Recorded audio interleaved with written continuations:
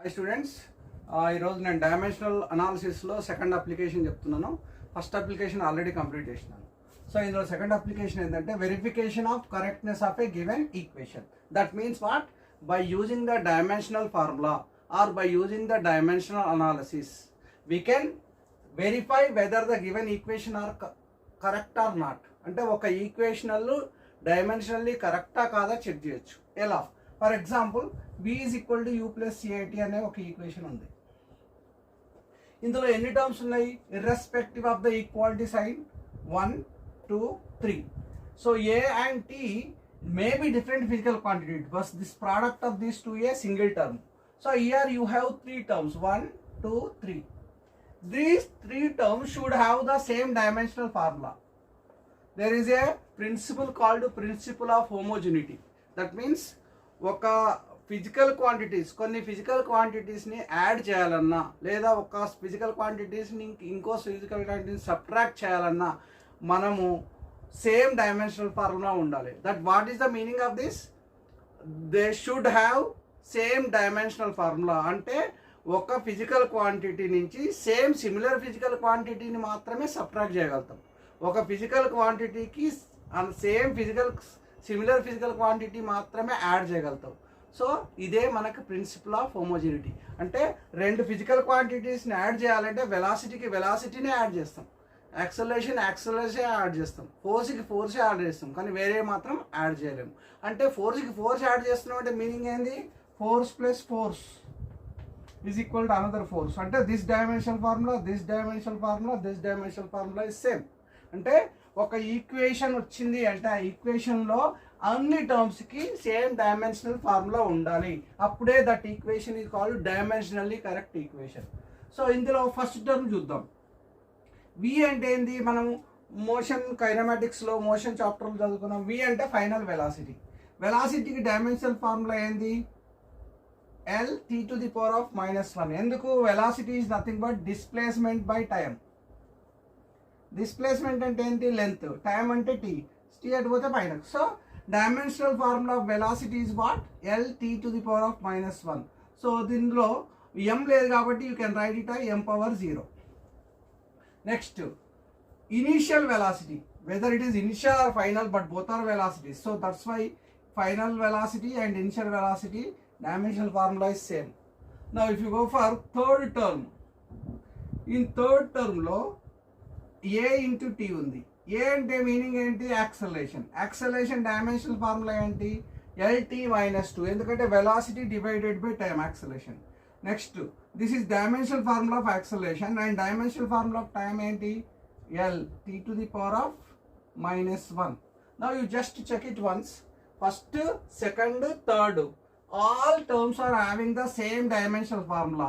m0 lt -1, m0 lt -1. Even here also you can write m0 lt -1.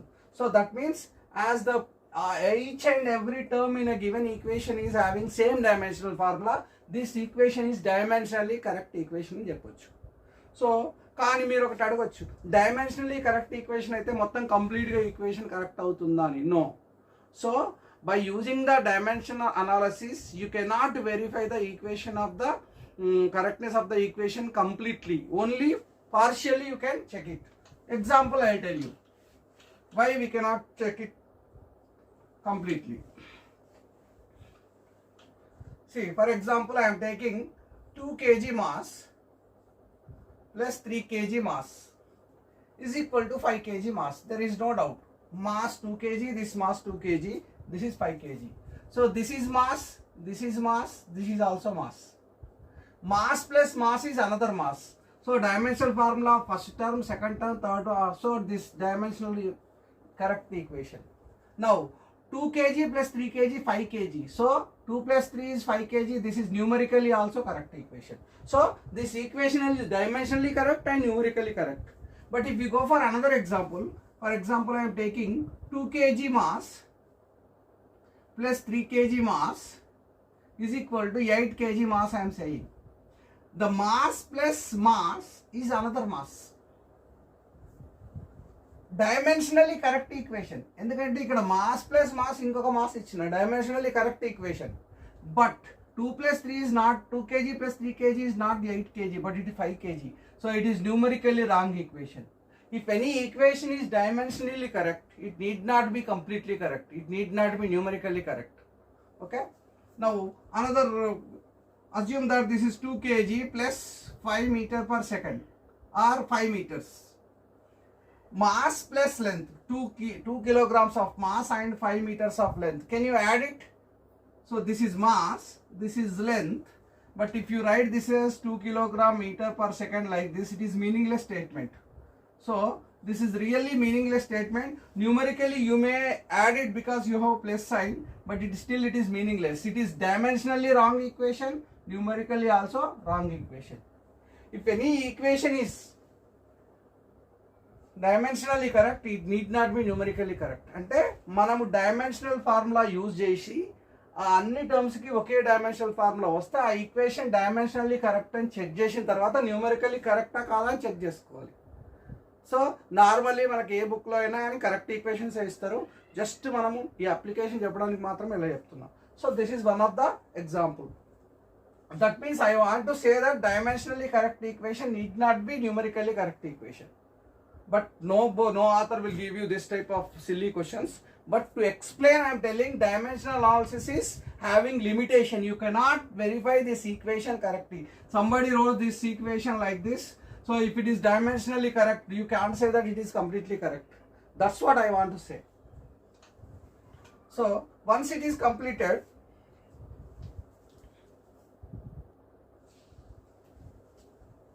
So ఇప్పుడు మనము third application తీసుకుందాం.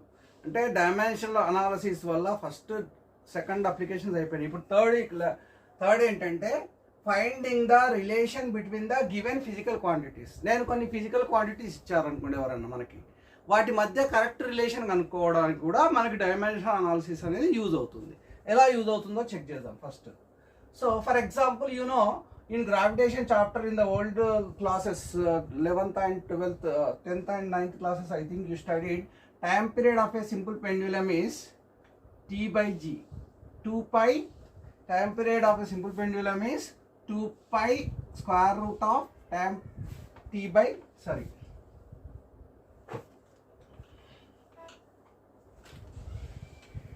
So now we are going to discuss about third application of dimensional analysis. So finding the correct relation between the given physical quantities. ఇది third application. For example అంటే నేను కొన్ని physical quantities ఇచ్చాను, దాని మధ్యలో correct relation కనుక్కోవాలి. ఎలా కనుక్కుంటాం? So for example నేను ఏం చెప్పినా అంటే time period of A simple pendulum is depending on length of the simple pendulum and acceleration due to gravity. Simple pendulum, you know it.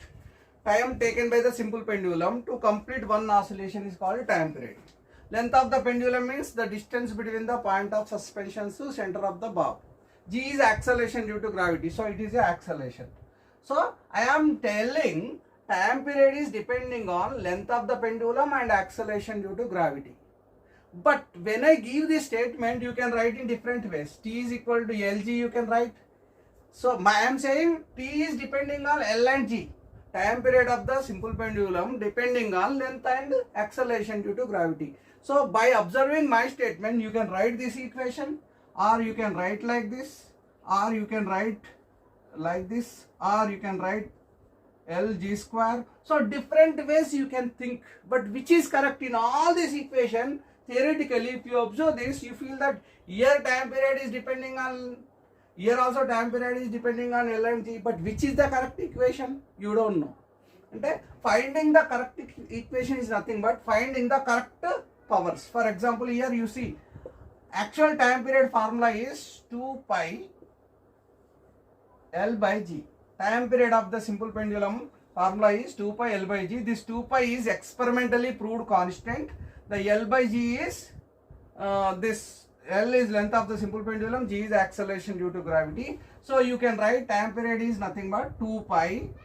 You can write it as L square and G to the power of -2. You just see here, it is in the square root. If you bring this G to the numerator, it becomes power -2. So that means, sorry.